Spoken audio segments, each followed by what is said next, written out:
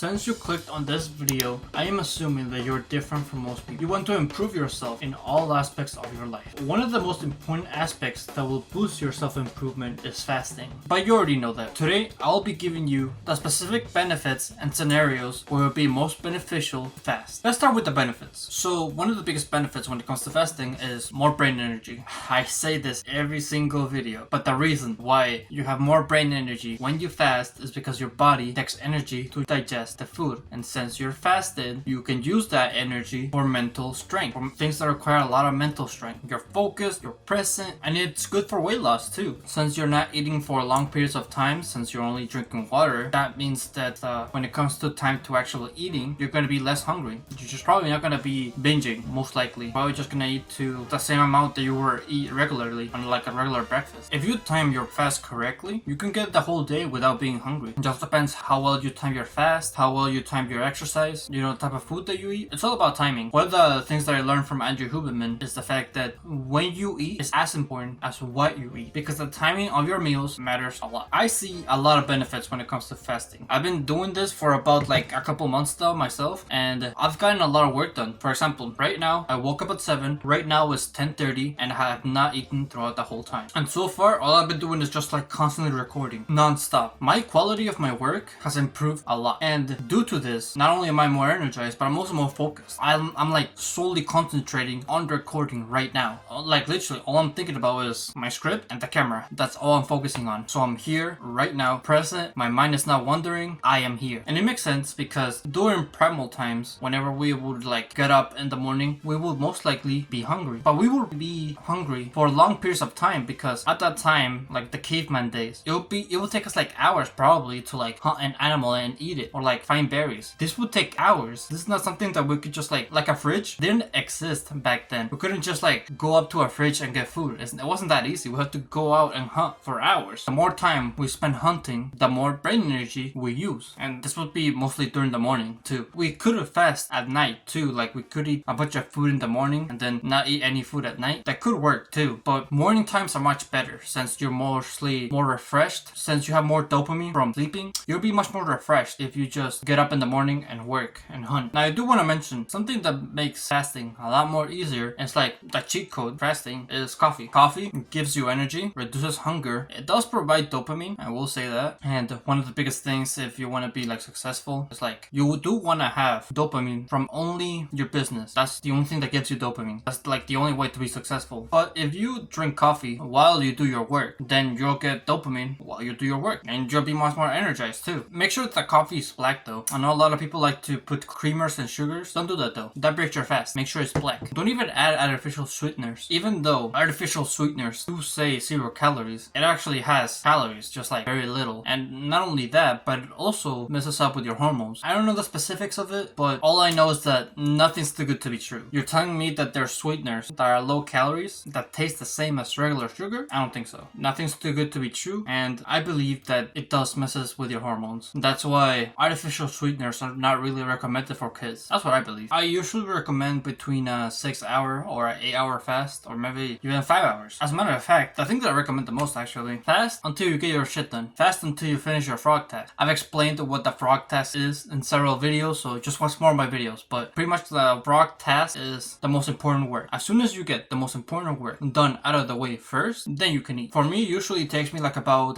4 or 3 hours to finish my fast. But depending on the location where I'm at, it might take me more. Like for example, sometimes my frog task would be to edit, but I don't really have a good computer for editing, so I have to get dressed up, take a shower, drive to school, and edit there, because in school that's where they have the good computers. And that would take me like about like an extra 2 hours, so I would extend my fast to like 6 or 8 hours. But depending on your location, depending on what you want to do, you can like extend the fast as much as you can, as long as you get your work done first. If you get your work done first, then yeah, it's okay to eat. It's really up to you though. It's really what you wanna optimize. If you wanna optimize the gym, of course fasting is not gonna be ideal, because of course there's muscle protein synthesis. Having a meal every 3 hours or every 4 hours, that's what you need in order to build more muscle. So it all depends on your goals, of course. But if right now, at this moment, you want a sharper mind, then expand your fasting period. Put your gym progress on hold, that way you can focus on having a sharper brain, on doing tasks that requires your brain more. So now let me tell you my experience experience fasting. I first started doing this at the beginning of spring, and it was hard. It was like, I've never done something like this before. Usually, what I did is like, I would have like a meal 1 hour or 2 hours after waking up. And the first time I tried doing it for longer, like 4 hours, I was like, my head was exploding. My head hurted. I was in a bad mood. Like, I just couldn't be around people. And that's something that still happens from time to time. I do get like hangry every once in a while when I fast, but that's expected. That's not something that goes away. You just have to like deal with it and be aware of it. That's something that's gonna happen. But truth is, the only reason why I kept improving is because I did it more. It's as simple as that. The more you do it, the easier it gets. You know, because you'll try to find different ways in order to make it easier, like drinking water, drinking coffee, maybe going for a jog. There's different ways to make it easier. It's just like up to you, like what you want to come up with. Your brain just naturally adjusts after a couple of weeks. It's something that's like hard at the moment, something that's like gonna be hard for a while, but if you keep consistent with it, it becomes easier, just like everything else in life. And the great thing about fasting is like you can do it anytime. Like if you have school, if you have a job, or maybe if you want to change your diet, like if you're doing the keto diet, it applies to all of these. The thing is, you could do it, but depending on how long your fast is, it might have an effect on some areas. Like for example, I tried fasting during my school, and I had like a class like at 8 a.m. But what I used to do during school times is I would wake up at 4, that way I can study in the morning. However, when I fasted all the way to my class, and I was still fasted when class started, I wasn't in a good mood. I did